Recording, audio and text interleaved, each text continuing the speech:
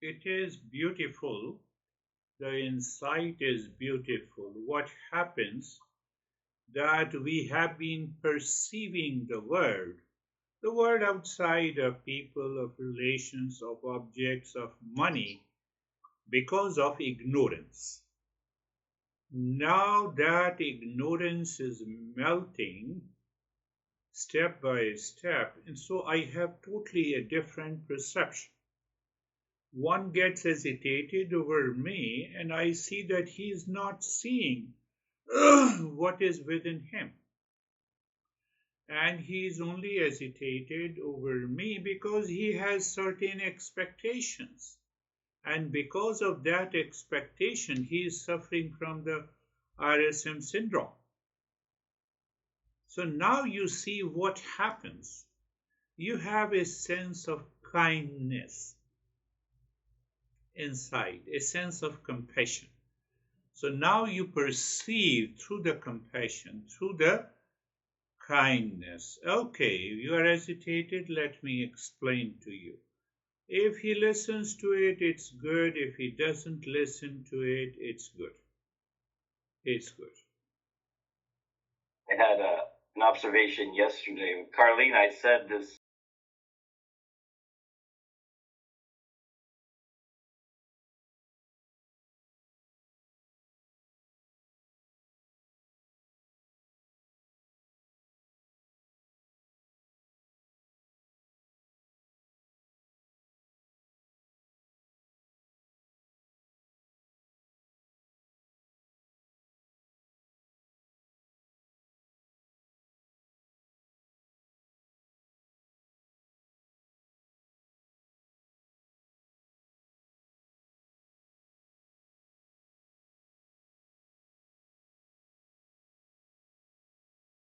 That is very, very important. That's why my master used to say that the ignorant of one's nature dies every day. And then he used to make two statements: awakened dies only one day, or he never dies, because there is no death of the real self. There is no death. So, how come that the ignorant dies every day? Agitation, stress, reaction, anxiety, it dies every day. How the hell I am living? Why the hell I'm living? When every day I have some anxiety, some reaction, some problem, some pain. Am I pulling on my life? And to what end? And that is what Buddha explains: the world is suffering. Huh? The world is suffering, and there is a cause of the suffering. My perception of the world outside. My master used to say, how can a clay can die? Clay pot dies, which has a name in the form, and I'm beyond the name in the form. Do I live into that state of awareness?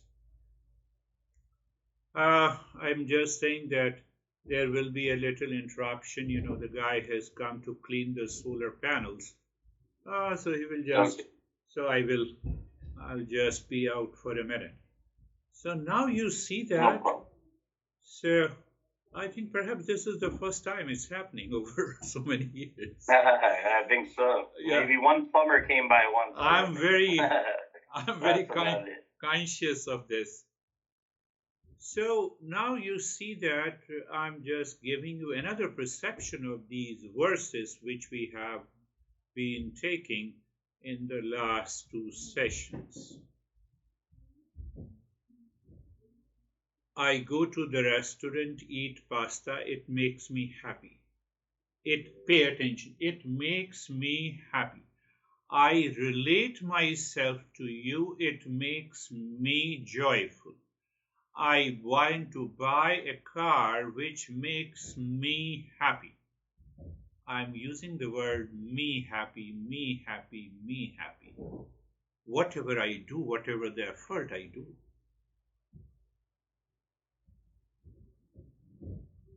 I know myself incompletely. I know something that the happiness, I get happiness.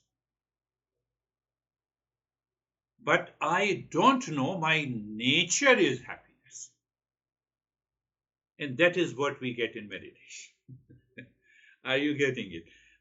Incomplete sense of awareness is there. Yes, I'm aware. I cannot say that, I cannot say that I don't know happiness. So how I know that I know happiness? Oh, I eat pasta, or I go to the restaurant, or I relate to my honey, or I relate to my kids, or I have lot of money. I relate myself, but I don't know that happiness is unrelatable. That happiness is independent. And that happiness is me. That happiness is the real self. That is why we are practicing meditation. That is why, just think, So now, okay, I'm relating to my honey, and honey gives me the happiness. Now the stranger comes. I have to maintain awareness. Am I into that state of happiness or not? If I'm in the state of happiness, then I have a right perception. That is known as the third eye. Another way to understand. I have explained in a different way, but now I'm making it very simple. This is the third perception, the third eye, yes.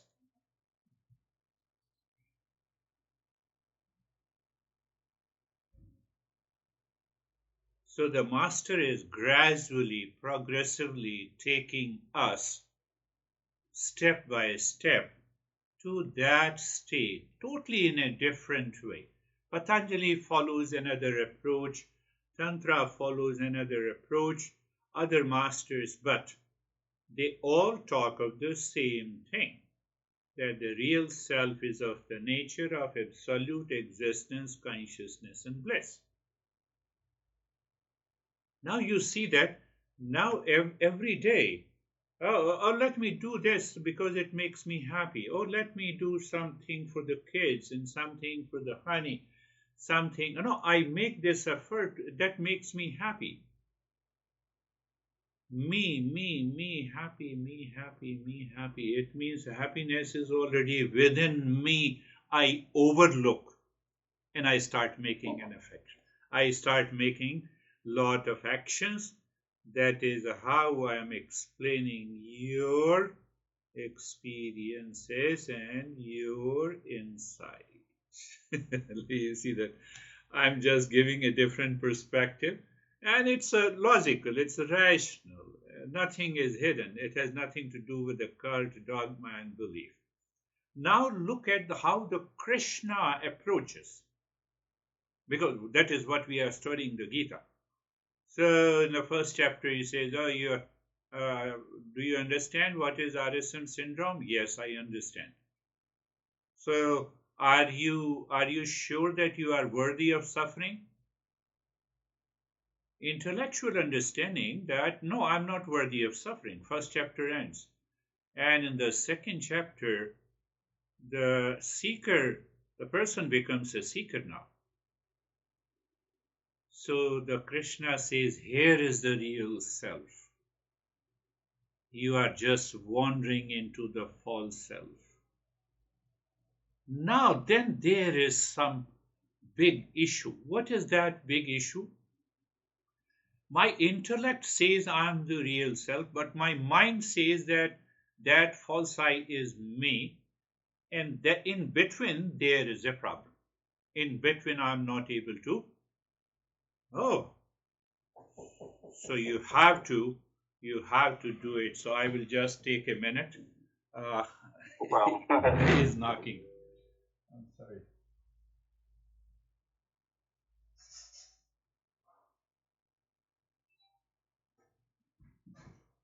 Hi, Trevor. How are you? Done? You have taken the picture? Can you send it to me? Oh, very good. Send it to me. And how should I pay? You do it to the car? Yeah, did you car up? Huh? Do you know if the car has accident? Oh yeah, perfect. It's pretty cool. Have you got 700? You can pull it right there. Easy. Easy. I'll go do some paperwork in the truck. And I'll send you your receipt with the before and after pictures. Yeah. Before and after. Yeah. I'll go do that right now. Thank you Yeah, both. we appreciate it. You both are young and energetic. I appreciate it. Yes. Get on the wall, get up and down. All right. Yeah. Very good. We'll be coming back out to you in about 6 months again.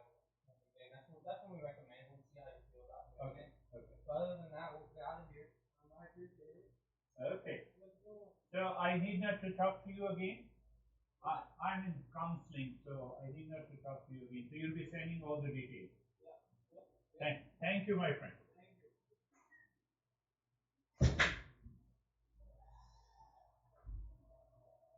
Yes, I'm here. So we were looking at the approach that Krishna takes. Now, do you understand that point is very clear? First, he starts that you are not worthy of suffering, but the suffering continues. Then Krishna gives a new perception. Oh, you are real self. You cannot be the false I. And here are the characteristics. But then there is a confusion in between the two. I am still obsessed with my false I.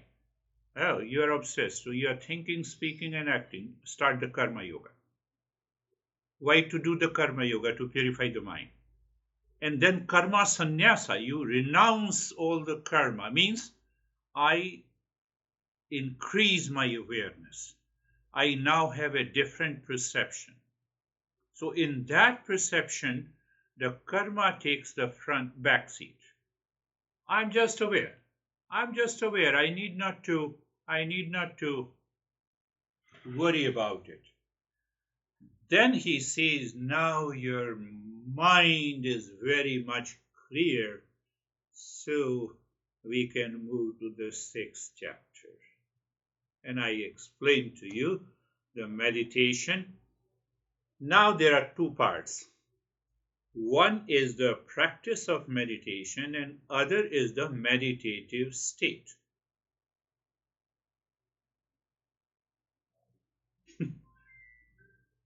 One is the meditation practice. So he begins with the meditation practice to reach to that meditative state. And that is why he is explaining. That is why he is explaining in the very beginning, in the first 3.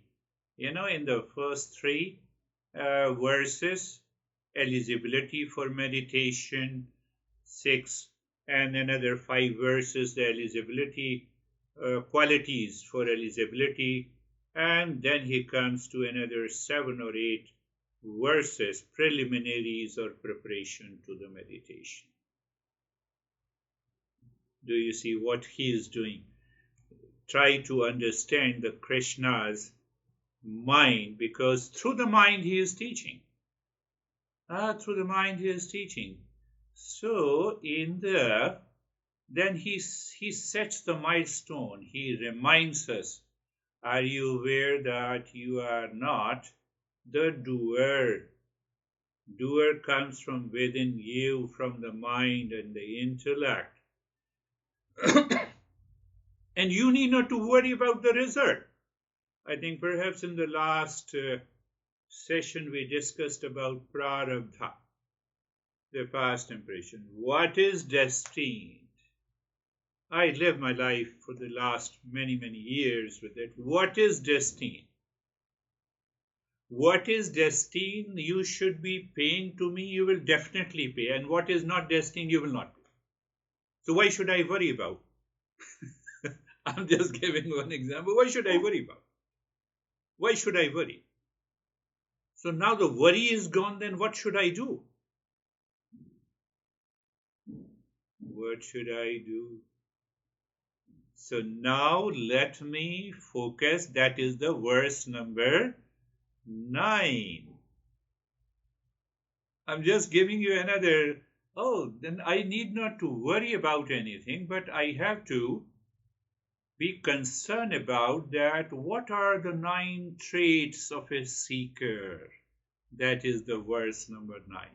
So my entire focus, and that is what you gave a brief insight into your perception of the world outside. That includes people also. That is the insight you gave. Yes, and that is what I see. There is a sign of progress. You see that now, if you look at the verse number 9, I'm not worried about any project. I continue to live in my life. I continue to think, speak, and act.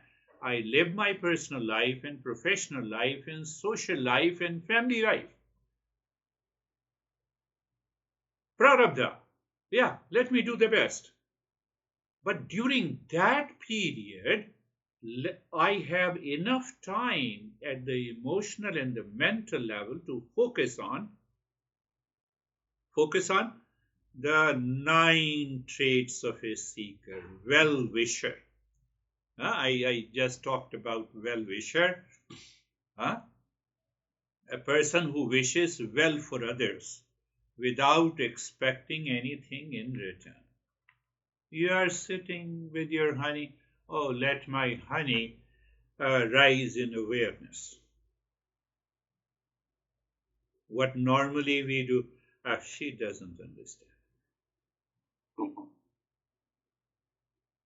So do you understand? And she doesn't understand. Very good.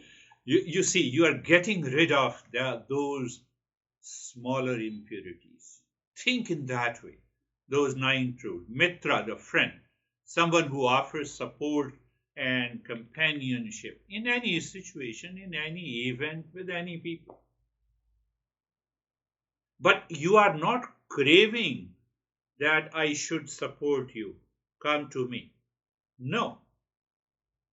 What is destined? If you are going to take a support from me, you will take it. I am free. Internally, I am free. When I am free, I have a beautiful, right perception of the world. Look at these 9 traits are very important. The third is the enemy, a person perceived as a hostile and threatening. Other people feel that way, but you feel the other way. But you are maintaining your awareness and alertness. You are maintaining. If someone knocks the door at the midnight, you should be careful, extra careful. Who is this guy? A stranger, unknown guy. But that is only in the field of awareness. In the background, you know what has to be, what is destined, it has to happen, so you are clear. You are clear. My son was telling me, I think 3 years ago, when I was here, someone knocked the door around midnight at a regular interval of 15 minutes. So, and when I used to open the door, there was no one. So at last I opened the garage and I started moving around.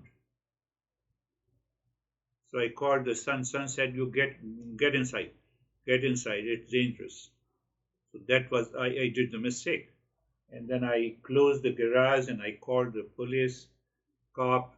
They inspected my backyard and they said, and then I had some picture of that guy because of the camera.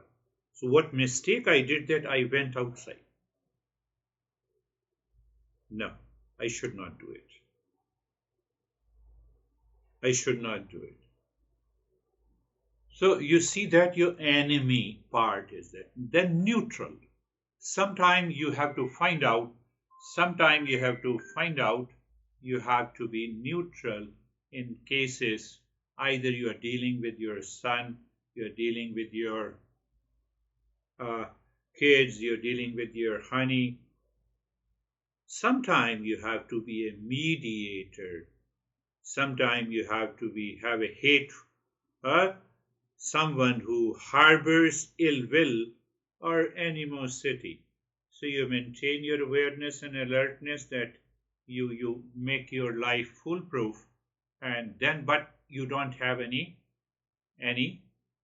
hatred against that person. Why? Only question that I have to keep my mind pure in order to lead, that will lead me to awakening. That will lead me to meditative state. Meditation practices this.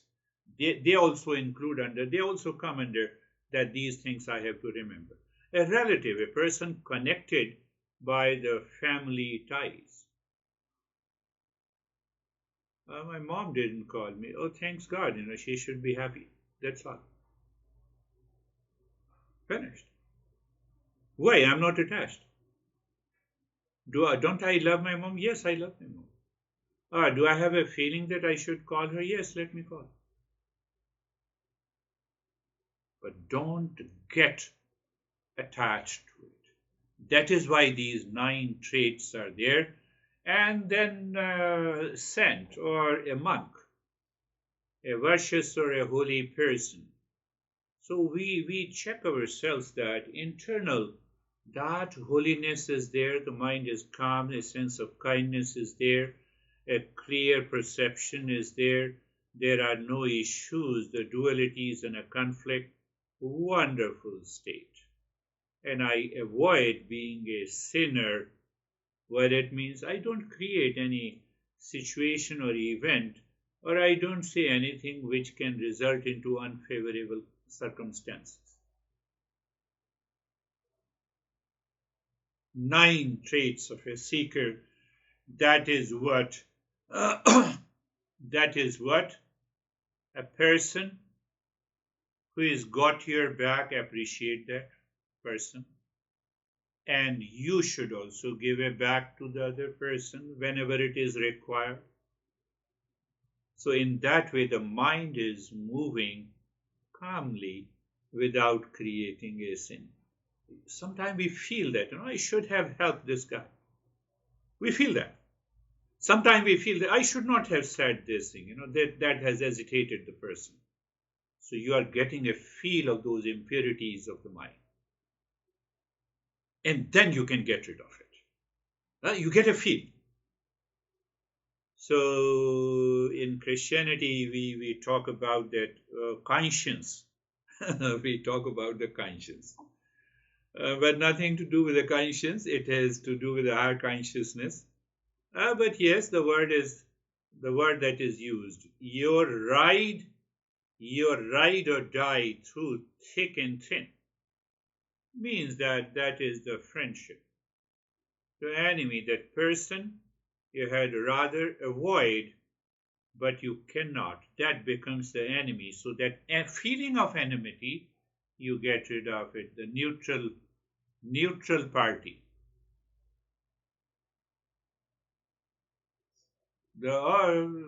People say Switzerland of your circle, social circle. Switzerland always played a part of neutral. So all these 9 traits, then I introduced you. What I introduce you? I introduce you the liberate principle.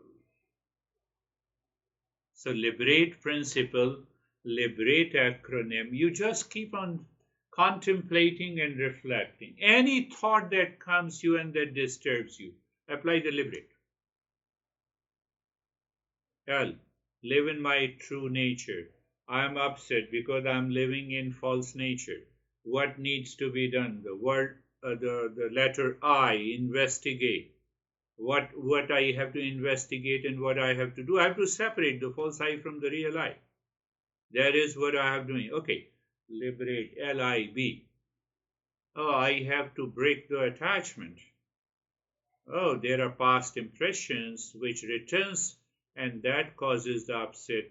Let me drop it. So liberate, B. E. Oh, so once I recognize that attachment, I have to also perceive the delusion. Oh, that guy hurt me. This guy is good. I have to find out whether This guy is good because of attachment. That guy hurt me because of disliking. I have to get rid of it.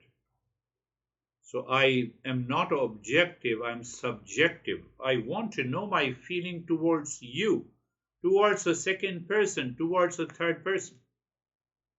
So that breaks my false notion about the world outside. And when it drops the false notion, the attachment is gone. Then I come to E, eradicate delusion. Eliminate delusion, E. And I can bet you that if you sharpen your ability to follow the liberate principle, what happens? The R comes, you are relaxed. And then ask yourself from where the relaxation has come. I was not changing any object. I was not looking for something outside. And there is a sense of the calmness. In that relaxation and calmness, you feel a new level of perception. R, liberate, and then A. Oh, is that the glimpse of the real self while living in the same world outside? Answer is yes, because it is objectless state. Patanjali says objectless state of the mind is meditation. So now we are experiencing, not by practicing meditation, but we are experiencing that meditative state. Oh, that is what the A is. Now once your intellect reaches to that level of clarity, T, now you can get rid of, you can transcend all the limitations, you can transcend the attachment, you can transcend the delusion just with a flick of an eyelid. Oh, you may feel a sense of hesitation, and the next moment you have transcended, it is gone. So now you see the practice and a meditative state are going together. And then what happens? The word letter E is embody. You embody the real self.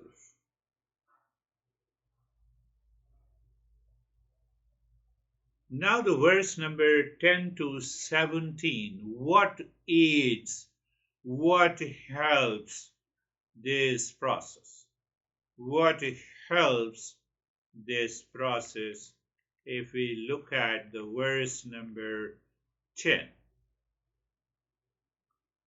the art of a sacred space. The moment you have repeated the Shanti mantra, let there be a peace, Sarve Bhavantu Sukhina, and you become aware of this space, it is filled with this peace. You are thinking only. With emotion, you have created a sacred space. You need not to burn incense sticks. Now we are getting rid of the rituals. Yes, you can still do it, no issue. But now you know it is my mind that can create a sacred space. It has nothing to do with any object outside. But it doesn't mean that you practiced your meditation at the same place every day, use the same blanket every day. That is okay. But you are not dependent on it. Yesterday I got a call from India. He is a retired cop. He says that, and he is a great seeker. He said, the moment I see the image of Guru, means my Guru and his Guru are the same, I get totally absorbed. I said, unless you see the Guru inside you without that image, that will be another step. That is going to be the higher step. So Master is indirectly talking about this. What he's talking about in the verse number 10, that you rise in awareness, a clear, quiet environment minimizes sensory distractions, obviously, allowing the mind to settle and becomes more receptive to subtle spiritual experiences. So we are doing fairly. We say, okay, let me sit down and create a sacred space outside physically, but I'm now more concerned about, is the mind free from any object or anything that I'm doing for the sake of meditation. Why? Because the mind lives inside. This settling of the mind is going to create the inner space. Now the master is in the 11th verse. I'm making it more clear, and that will be the end of the 9 or 7 or 8 verses. Now in the verse number 11, the master is saying, perfection your meditation seat. Meditation seat may mean two things. One is the outer blanket, or other is the basic posture. So when I sit in a posture and I'm not disturbed by it, when I'm disturbed by it, agitation, it is because of the mind. It is because of the past impression. So I have to analyze, I have to observe, I have to contemplate and reflect. And it is going to happen. Today I was sitting in lotus pose. I kept sitting for almost 2 hours. Yesterday I felt that body was objecting to it. So I simply changed the posture. I said, no, meditation is more important than the posture. This is what the message is. Krishna follows almost, Krishna and Buddha follows the middle path. We are not following the forced yoga, Hatha yoga. No, I'm aware, so let me release it. Last week also, I said, I hardly, my mind said, no, today you cannot sit. I said, okay, let me sit in other pose and stretching the legs outside. Why? Because they are the past impressions. So meditation state is more important. Body, and gradually what happens, the body becomes still and aligned. It ceases to demand attention. It enables the practice seeker to dive deeper into the inner world and come closer to experiencing their true nature. So we have understood the verse number 12. Mind over matter, mastering the mental focus.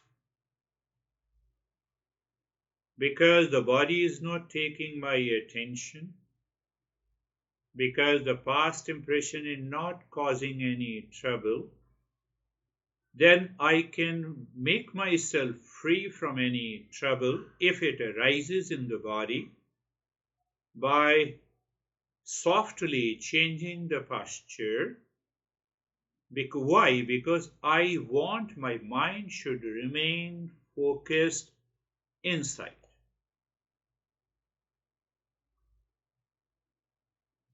And this step demands a regular practice. That is why the master says regular practice over a period of time without any interruption will help the mind to gain that focus. So it becomes so natural.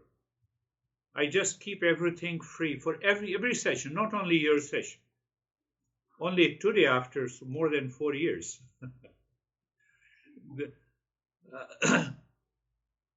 So I should be totally absorbed by training the mind to focus on a single point.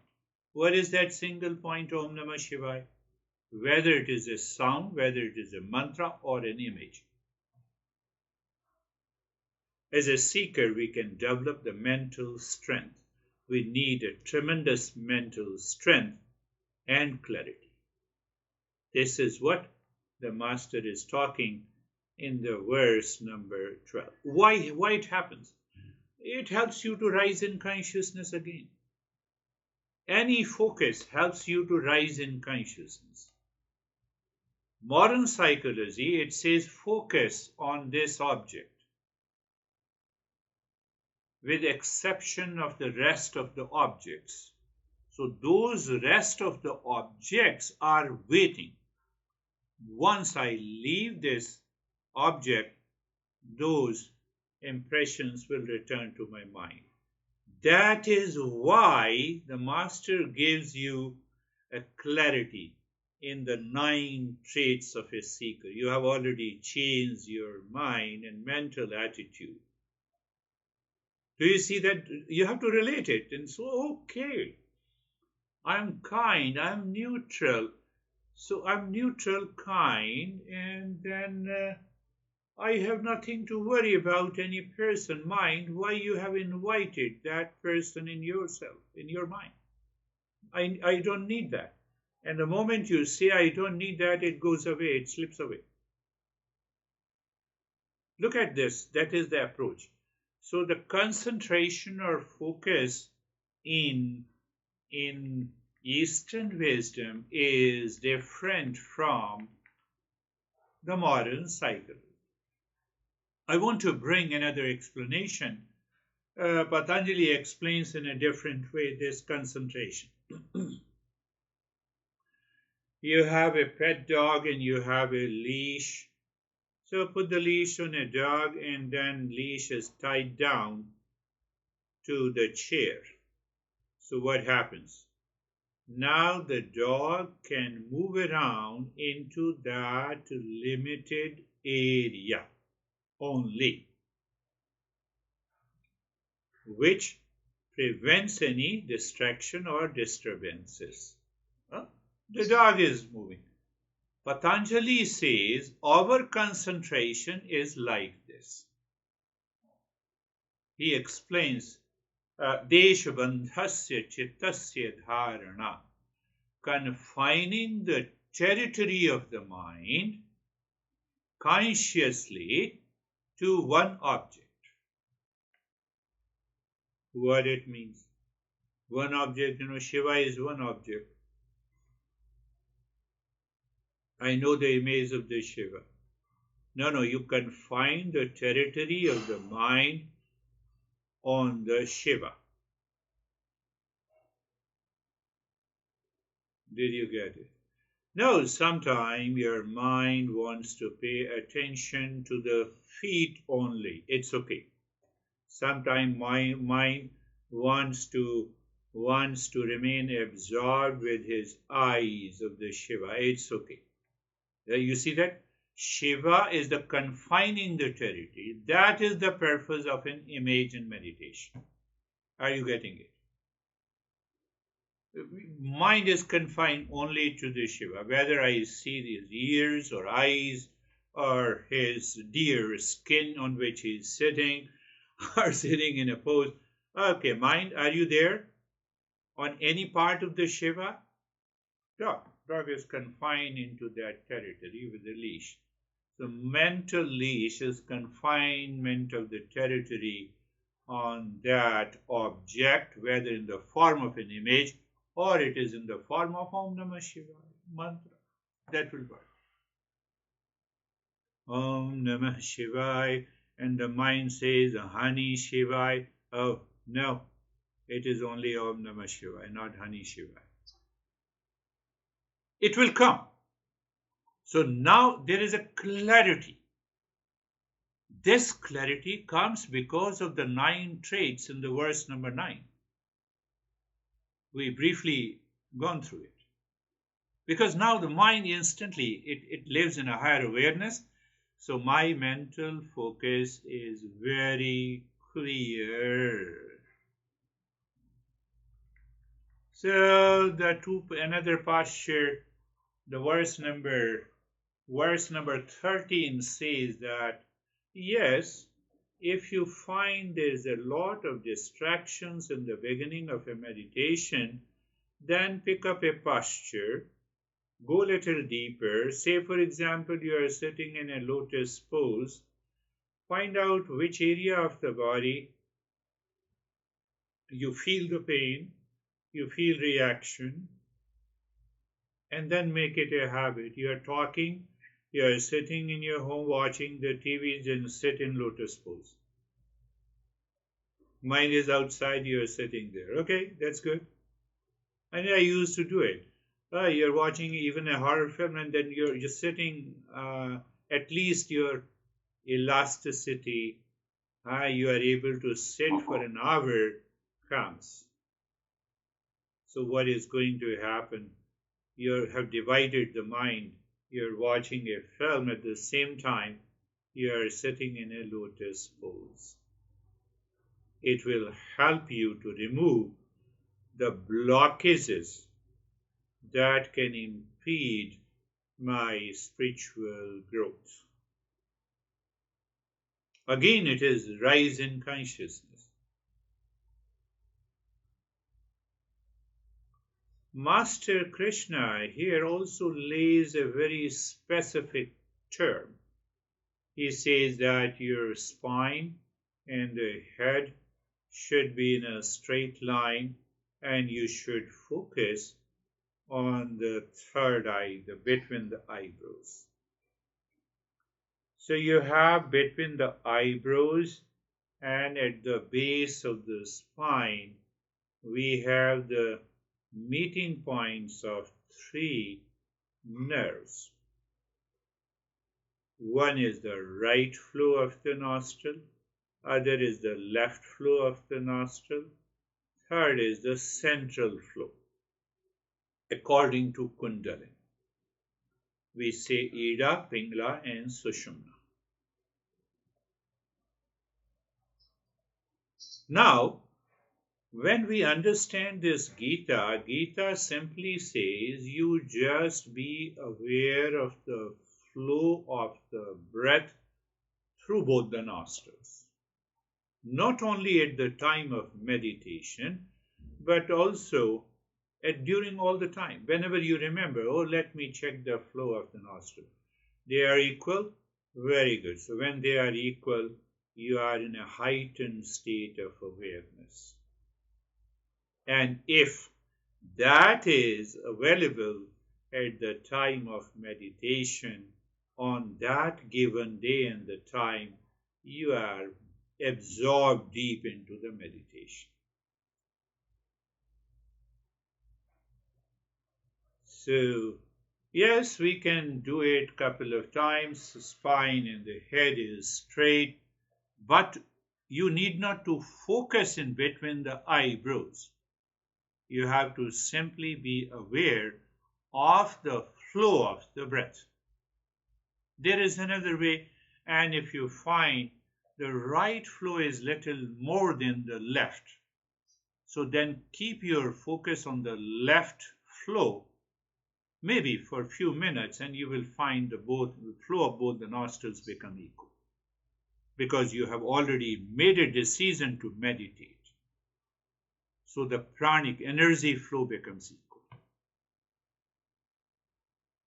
There's a lot of, the Shiva writes a big literature on this. There's not in Shiva Sutra, but there is another text. If you are lying down on the right side, after maybe 10-15 minutes, your left flow becomes more dominant. It means you are breathing little more through the left nostril while laying on the right side. While laying on the left side, you will discover that your right nostril becomes dominant. You are in the state of excitement, your right nostril becomes dominant. You are emotionally charged, your left flow becomes dominant. So there is a lot of understanding with that. So we are not going there. We are simply paying one thing.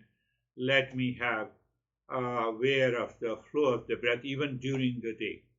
And even if during the day, there are also saying, and I would say it works, but we have to follow the science of the flow of the breath for about a year. You have to perfect that. By will, you can bring both the flow equal. By will, you can increase the flow of the right or the left. So once you are capable, one great master, I don't want to say, but still I'm saying it, who has been my uncle, was a great master, a Hatha Yoga master, who has perfected this art. But he missed one thing. So he used to say that, okay, both the flow is nostril, okay. I have to aggressively make a presentation. So my right nostril should be active and then I can make a presentation. I have to move with kindness and love. So let me first make my left nostril active and then I will move into my relationship. So like this. But here, basic purpose is that you just check. If both the flow is not equal, then you should just pay attention to it. Unwavering will. Why we have to do all these? 10, 11, 12 and 13. The seat of the asana, creating a sacred space, settling the body, and then flow of the breath. Now body energy is fully settled.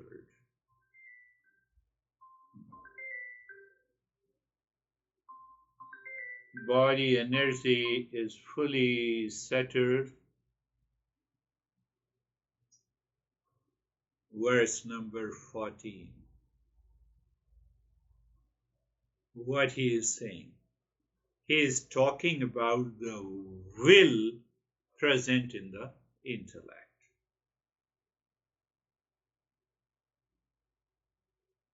We use the word will and determination. The will is normally present in the intellect. Mind says you cannot sit in this posture for a longer period, you feel the pain. And intellect says, no, keep on sitting. I want to get. There is a rise in consciousness. So what happens by the previous 4 verses? You are developing a strong will and determination that enables the seeker to overcome obstacles may come from the past impressions or the previous life. And you are able to maintain a consistent practice.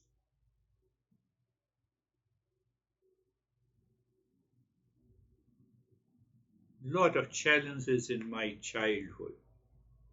Lot of challenges. Do they come to my mind now? Answer is no, big no. They never come to me. Or even if they come, I just remember. It's purely a neutral. Lot of challenges. Should I talk about my challenges to market my program? No. That is an American way. That I was so much of stress, then I entered into Eastern wisdom, I practiced meditation, and now I feel calmness and peace. That is not the way the Eastern wisdom is taught. We have to be very clear about it. So what we have to do, unwavering will. Because that unwavering will and the determination helps the seeker to consistently choose awareness. What I'm saying, that's a big statement. That is will and determination. I'm using that, I will explain later, but you will understand it clearly. That will and determination gained as a seeker, now you choose awareness over unconsciousness. You choose your awareness over impulses. You choose your awareness over the habitual habitual thought process. You choose your conscious awareness means what? You are progressing into meditation. That is the meaning.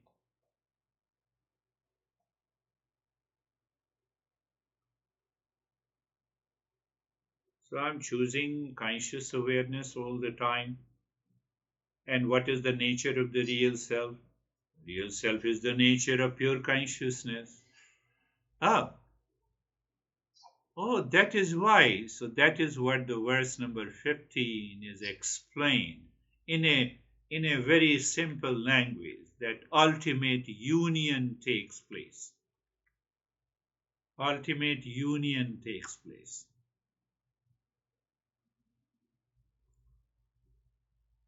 Now your mind, that is a reflected awareness, is merging not with the unconsciousness but with the pure consciousness, and the moment it merges with the pure consciousness, the mind is absent. Union takes place when the mind is absent.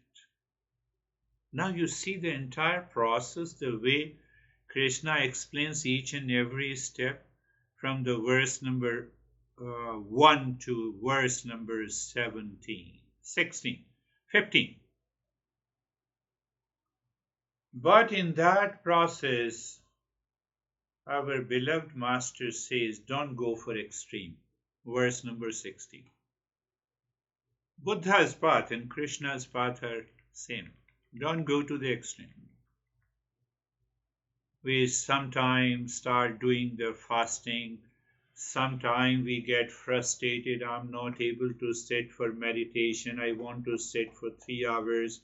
And the mind is constantly agitated. Don't do that. We are not going to any form of an extreme. We are maintaining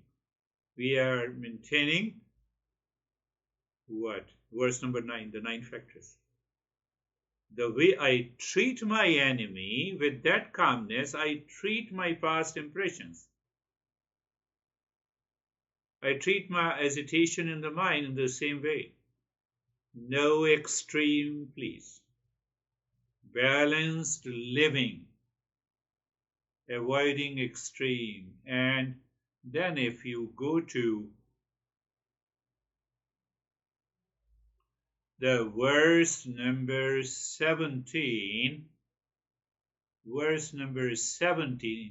the middle path. I call it the middle path, what the Buddha says.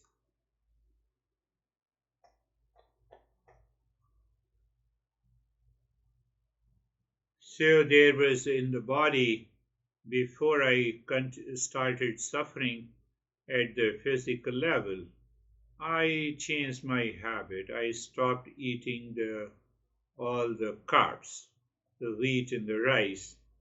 So my breakfast is pure salad without any dressing. And it has been now 4 years. In the beginning, there was little challenging, but now I enjoy it. Why I enjoy it? After eating, I feel so light. I eat little bit of protein during the lunch and same thing in the dinner. At this age, I have to take care of it. It's a balanced way. But does it mean that if my kids come and I don't join the lunch or dinner? Yes, I join. Eating once in a blue moon, it's okay. Balanced approach. I should not go for extreme. Couple of people join me at my home and they say, no, I'm pure vegan. So we have to buy the stuff for pure vegan. I don't eat this, I only eat this. I said, okay, let us go and buy only this. When I can buy for myself the choice, why shouldn't I give the choice to the people I invite? There is no issue. So balanced form. I'm 65, and if I Will I like to do the jogging for 2 hours? Never. I will not do it. The body is already in a destructive phase. So I have to find out whether I'm destroying those muscles or building the strength. Definitely, it is by habit. It will build the strength. But there will be lot of wear and tear. Very fast wear and tear. I have to be very mindful. This is what the middle path, harmonizing life and practice.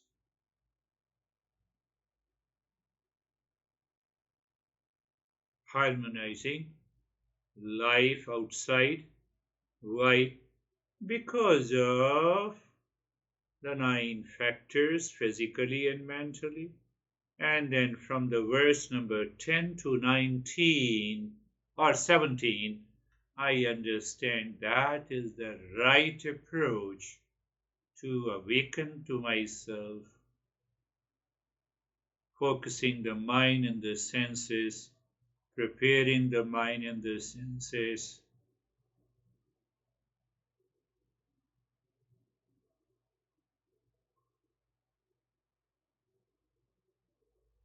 And it's a golden way to understand.